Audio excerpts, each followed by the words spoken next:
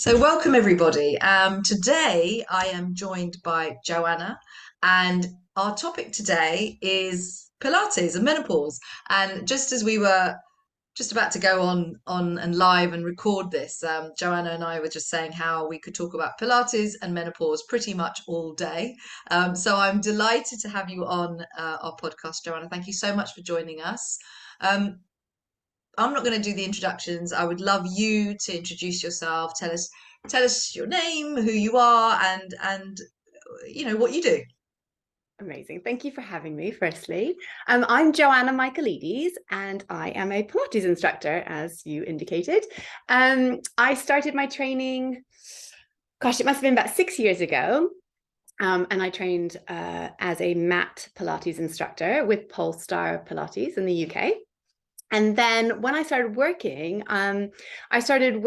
with pregnancy and postnatal clients, which required me to get some additional qualifications to work with that pool of women. And part of that qualification was actually a women's health certification.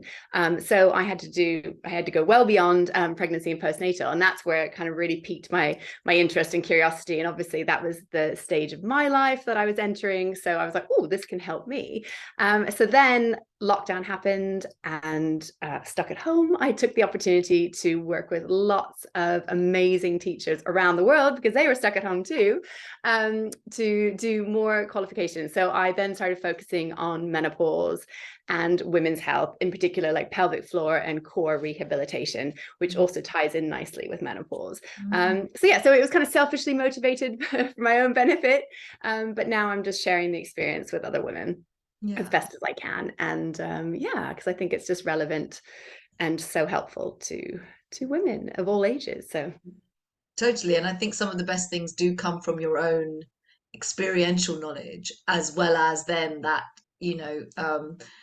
furthering that education as well, so that you are able to then share. And actually, if you can empathize with your client base, there's nothing quite like it, really, because you really are able to tap into the fact of saying, well, actually, yeah, I understand that this is perhaps what you're feeling or what you might be going through, and how what you're doing would help. So just, I mean,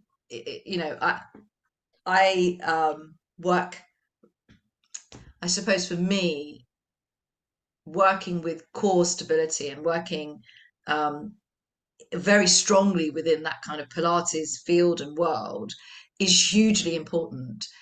I advocate a lot of resistance training, a lot of strength training, but at the same time, I always say to people, it's great. You can do whatever you want to do, but if your core, your stability, your stabilizers aren't in place, your core strength isn't in place, your all arms and legs are not inside and in your center, injuries will be rife, and no more so really than when you're going through a change where your ligaments are changing, your collagen levels are low, and all that kind of thing. So why, Joanna, why is Pilates so important at this time? Why is Pilates going to help me if I'm going through menopause or perimenopause?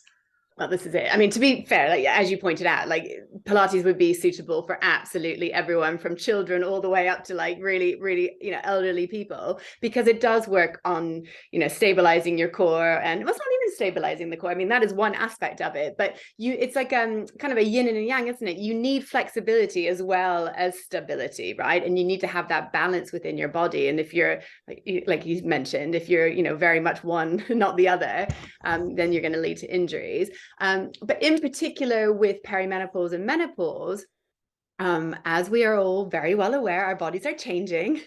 So the things that we need to look out for are our bone health, and our muscle strength, because those both decline as we enter the perimenopause, menopause years. And they actually,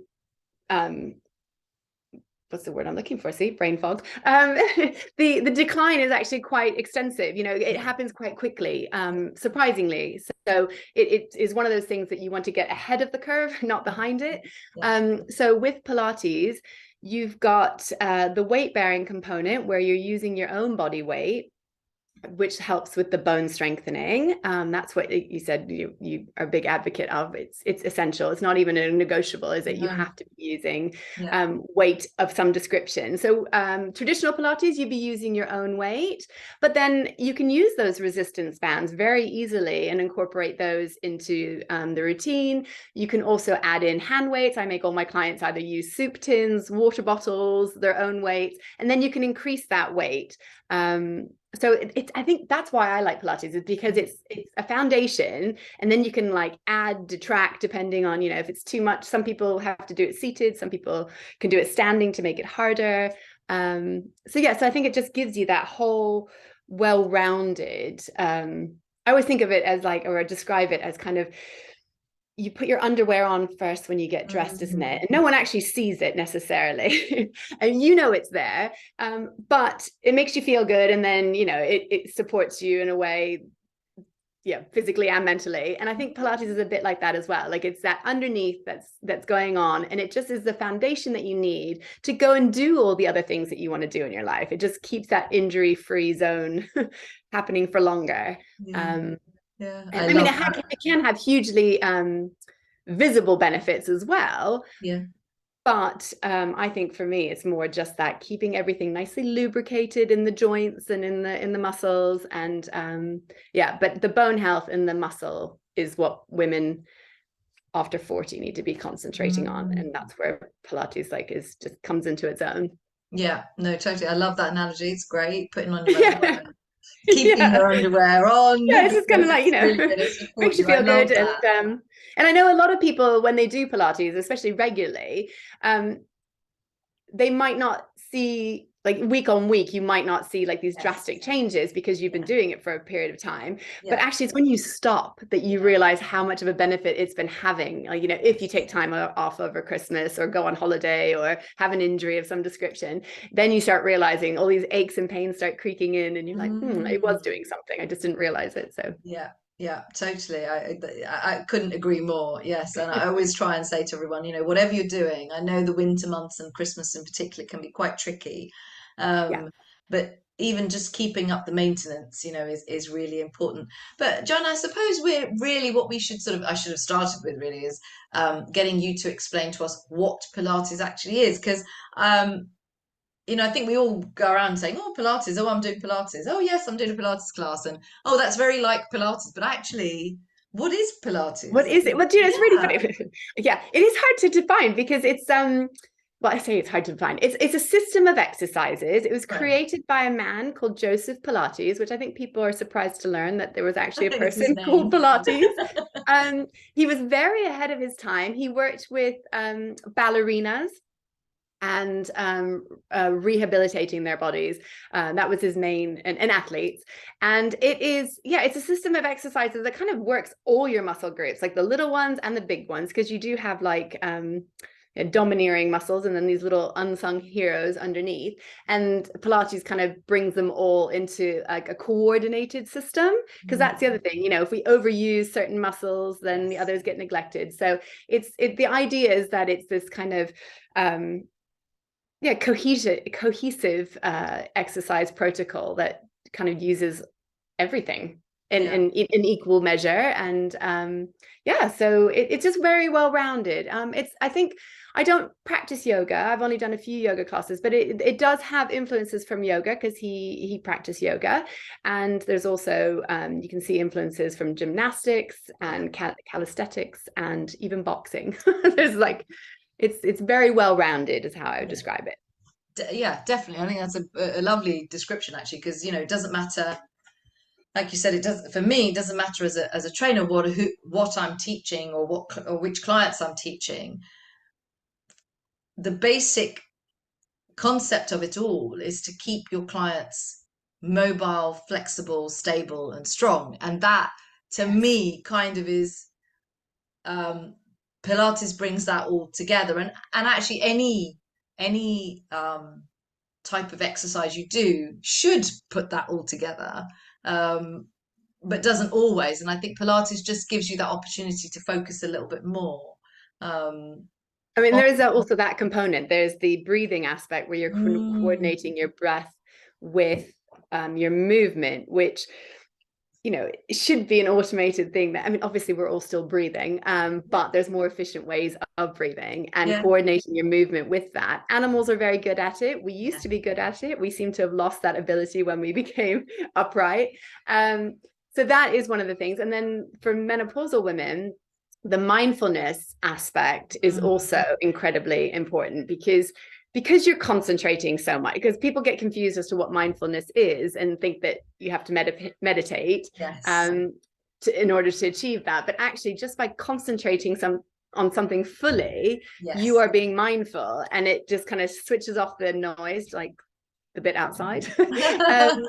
And it just makes you go inward rather than outward focused. And that is the other beautiful thing about Pilates is it kind of brings your stress levels down, which then has this lovely positive impact on your hormonal system and sleep and all those things that get affected by perimenopause and menopause. Yeah, I mean, I was going to ask, why is it so important? Why do Yeah. you feel it's so important? And actually, I think for the last however long we've been chatting, I think you have very eloquently promoted why um, practicing Pilates is potentially so helpful, particularly when you're going through this stage of life on every level, as you said, so mentally and emotionally as well. I think the fascinating thing for me, and I am a yoga practitioner now, but I did Pilates for many years. I had a one-to-one session with my teacher, who's a really good friend of mine now, and she's absolutely fantastic. Um, but it was always really interesting because she would sort of say, okay, we'd get to a certain stage of practicing, trying to connect the breath with the movement, and then she'd sort of say, okay, right now, you know you've got to try and bring that into everyday life. So when you're sitting down and standing up, you're not going to do it in this rigid format where Yes. you're right. So but you've got to really think about the muscles that you're using and what you're using to actually then perform that. And it is amazing that Pilates is so good at providing us as humans with a pattern of movement that we can refer back to. Is that Yes. something that's And this is it. I mean, that's how all of us have learned movement is we tried it once, we liked it, we tried, we kept going and we refined it and refined it. And then the same is true with, with any kind of exercise. But with Pilates, I think you slow things down to like let your nervous system and your brain learn the movement and what you're trying to achieve and create that muscle memory. And then you want it then to lead to like an automated thing that your body reacts because it has the memory to react to the situation. So if you're lifting something heavy, the right muscles will kick in because you have trained them to do so, and they just will go on autopilot so that you aren't having to think about breathing and That's it. coordinating. And I think for me the overall benefit of Pilates, or the beauty of Pilates I should say, is that it is adaptable. Like you can do it in a chair if I broke my toe last year, so I had like a foot thing and I was still doing Pilates. And you can make it smaller, you can regress it, you make it, you do things, instead of doing a plank, you're going to do it on all fours, so you can still get the benefit of the movement, but it meets your body where it's at. And I think that's where injuries can happen, is sometimes if you go to like your gyms or whatever and you just get swept up in the moment, you're not necessarily listening to your body. No. And maybe trying to overdo something, or because we all want to keep up with the person next to us, don't we? It can come in, into your brain. Yeah, so so that is definitely an overriding emphasis in my classes, is like, please meet your body, because we have hormones, we don't know what they're going to be like this week versus next week. So acknowledging that, and it's okay to do so, means that if you have the options of the different type, one exercise can be done 5 different ways, choose the one that works for you that day. It will be different next week. But if you have that in your toolkit, then you can support yourself in that. And I want that to translate into everyday life as well as, whatever other exercise classes you're doing. You're going to know that actually, if I only use one leg instead of 2 legs, it'll be a little bit gentler on my system. Little things like that. So I think that's really important. Yeah. No, I love that. Yeah, no, that's really a wonderful approach, and actually, it's great because you do bring yourself kind of, as you're saying. you're bringing yourself inward, so you've got that kind of um, mindfulness aspect. You're being in the present moment, which is fantastic. And I think, we can't really ever underplay the importance of doing this weight bearing or this Pilates, the Pilates um, that you're mentioning, because of the importance in reducing that risk of osteoporosis. And because actually, as you said, you stubbed your toe, which sounds quite painful. Actually, broke your toe. Yeah. Did you break it or sprain it? I broke it, yeah. Oh, I ow. walked into the table that I'm currently sat Oh on. no! Oh wow! That's Yeah, not good. But yeah.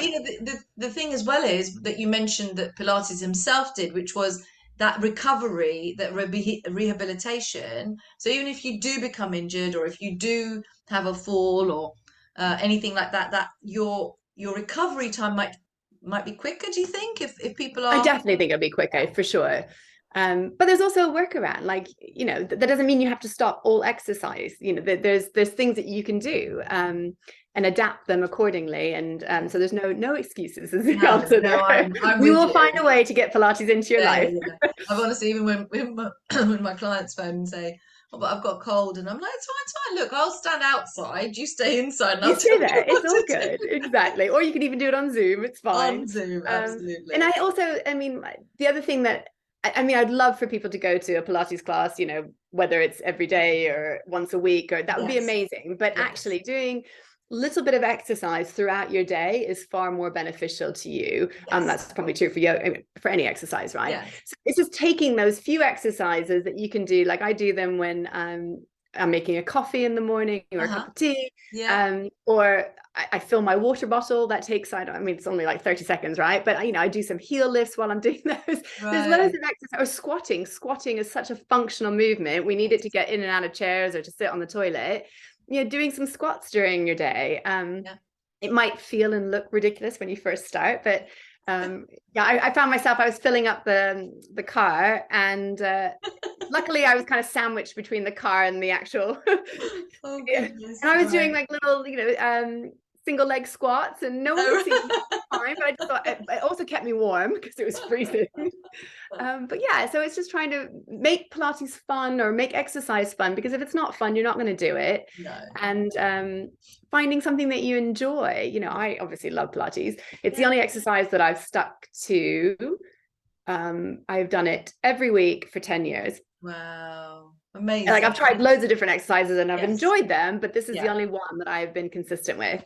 So it's felt accessible to you. And I Yeah. suppose really that question that I would like to ask, and maybe some of our listeners and audience will also probably be interested in, is if they're a beginner, like where do they start? Yeah. Is it where you were just mentioning those certain things, or are there any other kind of tips or ideas that you might be able to share? Well, I think that is really important, because you say weight bearing to people and they think like, bulking out at the gym, and that's intimidating for a lot of people. I mean, I don't have a clue about gym equipment, so I would be like, oh, I'm not sure. And I'm sure Pilates and yoga is the same, but actually there's so much you can do and still feel like, so you could come into maybe not an advanced class necessarily, because that could be totally intimidating, because the speed Yeah. will be Yeah. faster, but and even an intermediate class, a beginner can start, because there's so many beginner versions of more advanced exercises, Right. so you'll just be doing something else, and Yeah. until you then have mastered that, and Yeah. then you can try the harder version. So you definitely there are lots of I mean, I say simple, sometimes the beginner exercises are some of the hardest when they're done correctly. Yeah. Yeah. Yeah. Yeah. Yeah. So No. I even, even though I've been practicing it for 10 years, I can still find some of them when I really, really focus, because your body likes to cheat. It's very clever at trying to like find workarounds. So when you really hone in, so I would happily go to a beginner's class, even though technically, I should be going to advanced. But yeah, and if people find, I know weight bearing can be challenging for people's wrists because they're not used to using them.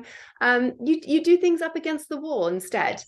So then it just, decreases the load a little bit. So there is definitely nothing to be embarrassed about, nothing to be ashamed about. It's just come as you are, acknowledge where you're at, meet your body where it's at, and then, progress. You'll see the benefits quite quickly. And then that kind of spurs you on to try a little bit more challenging things. But yeah, no, there's definitely, everyone was a beginner once.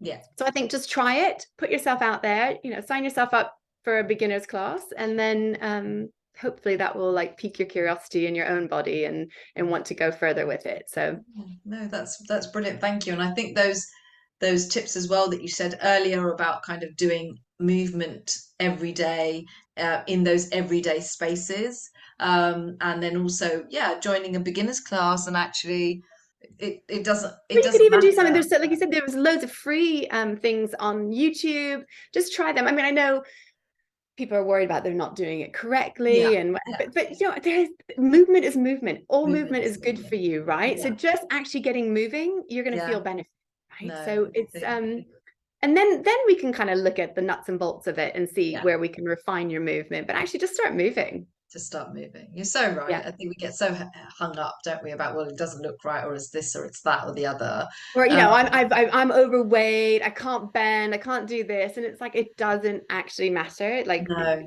it's no, just showing up is the most important part. And there's then, plenty. well, yeah, there's plenty of options out there to meet whatever demands your body is craving at the time. And you shouldn't see that as a barrier to exercise. So I think that is a big thing with menopausal Yeah. women, is like weight gain. And Yes. so that barrier to exercise, which is really a shame. So Yeah. find an exercise that you enjoy doing, even if it's dancing in your kitchen, right? Like they just Mm, put a nice song on and move around.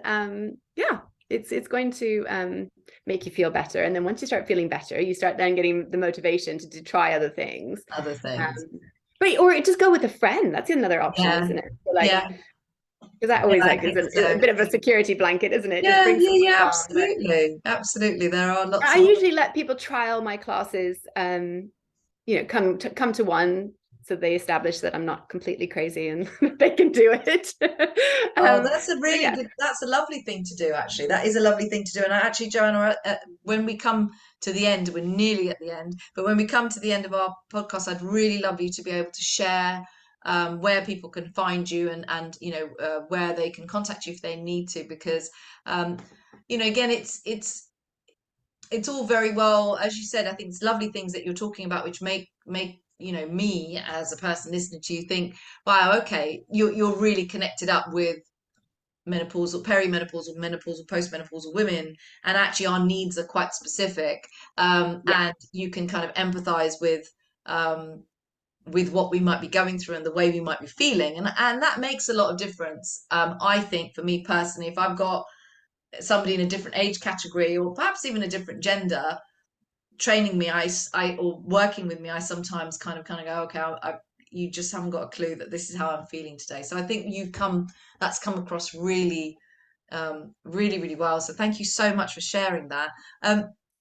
Joanna, we are coming to the end of our Goes so podcast, quickly, and doesn't it? you've shared some wonderful insights, actually, and some great information. But there's just one more thing I was wondering whether you could share with us, please. Oh yeah. We ask all our guests if they would be able to share with us something that's very special to them, either a ritual or a routine that they practice, that perhaps some of our listeners might be able to gain some comfort from, or feel better about themselves from.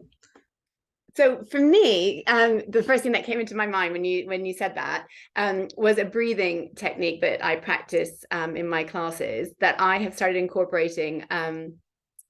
The idea of the breath work is to kind of get the ribs moving and get you breathing better, that gets the core working better. But actually, I have found that it has been really beneficial when I wake up in the middle of the night, with the lovely perimenopause symptoms sometimes, Oh, yeah.